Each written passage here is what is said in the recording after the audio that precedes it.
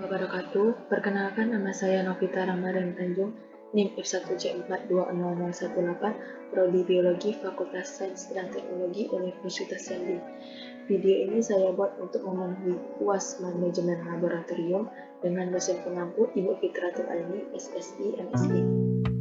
Dengan topik maintenance pemeliharaan alat laboratorium dan kesehatan dan keselamatan kerja di laboratorium. Sebelum masuk ke topik, kita akan membahas apa itu laboratorium dan kegunaannya.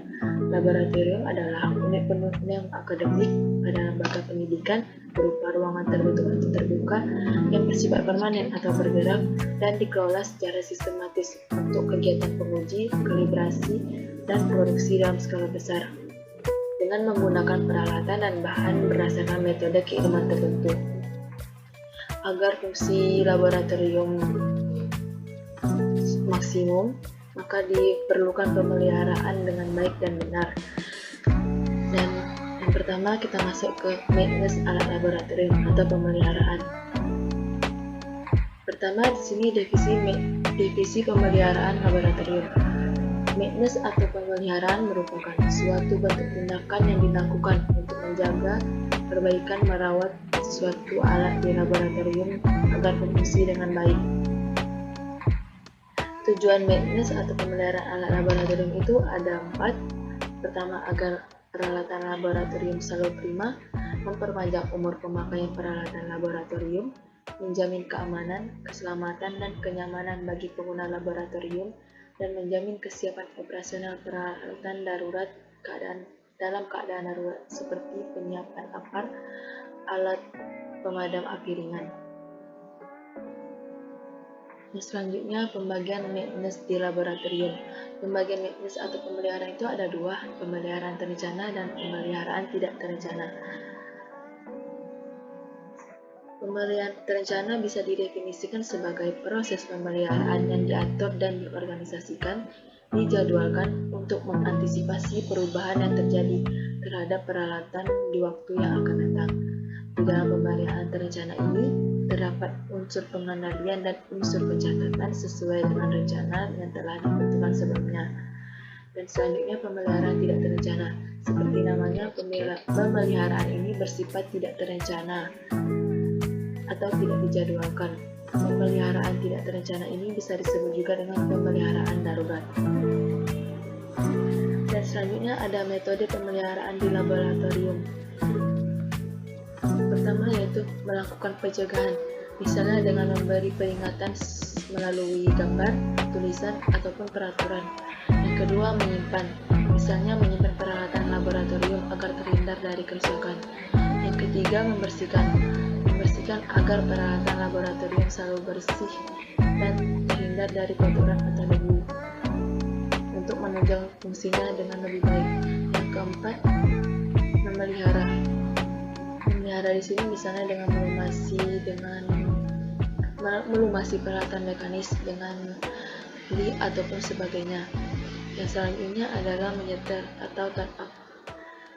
Menyetar kembali alat laboratorium agar kita bisa mengetahui apakah alat laboratorium itu masih berfungsi dengan baik atau tidak.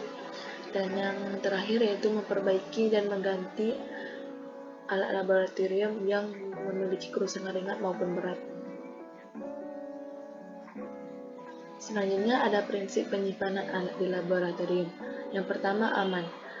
Aman di sini didefinisikan sebagai alat yang mudah dibawa dan mahal harganya. Di samping itu juga peka terhadap kerusakan atau cedera, hendaknya disimpan tersendiri di lemari atau laci yang terkunci dengan aman agar terhindar juga dari pencurian dan kerusakan.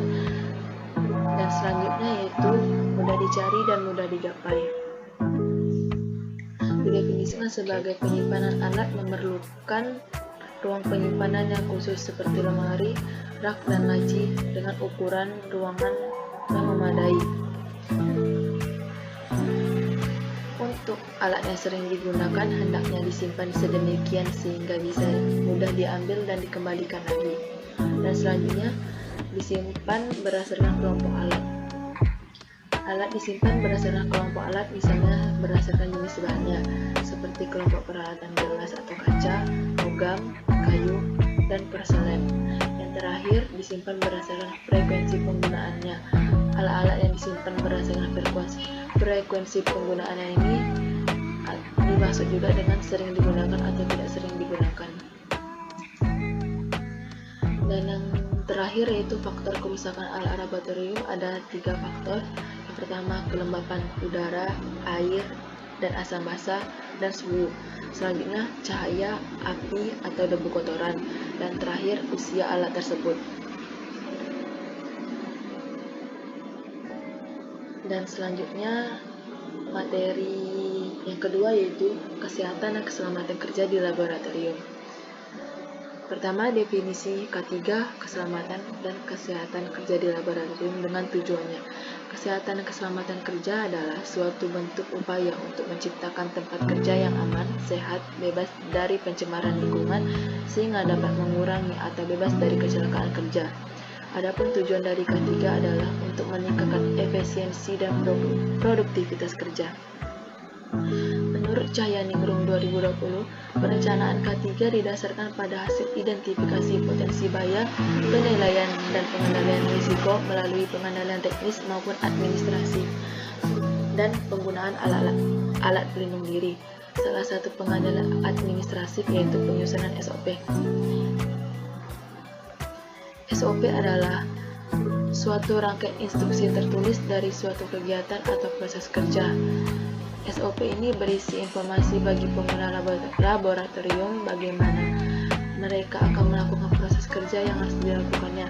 Penerapan SOP ini juga sebagai tujuan agar mengecilkan risiko kecelakaan kerja. Adapun pembagian SOP keselamatan kerja di laboratorium itu mencakup beberapanya, diantaranya yaitu SOP keadaan darurat di laboratorium, dan kedua SOP penanganan kebakaran di laboratorium, yang ketiga SOP penanganan terkena bahan kimia di laboratorium, yang keempat SOP pelaporan kejadian kecelakaan kerja di laboratorium, yang kelima SOP penanganan cedera di laboratorium, yang keenam SOP penanganan gangguan kesehatan di laboratorium, yang ketujuh SOP penggunaan peralatan atau instruksi kerja, yang kedelapan SOP penggunaan laboratorium, yang kesembilan SOP penyimpanan bahan kimia, yang ke-10 SOP pembuangan limbah laboratorium, yang ke-11 SOP penggunaan peralatan perlindungan diri, dan yang terakhir SOP penggunaan alat pemadam api ringan. Sekian materi dari saya. Jika ada salah kata dan perbuatan saya mohon maaf. Wabillahi taufiq wal hidayah. Wassalamualaikum warahmatullahi wabarakatuh.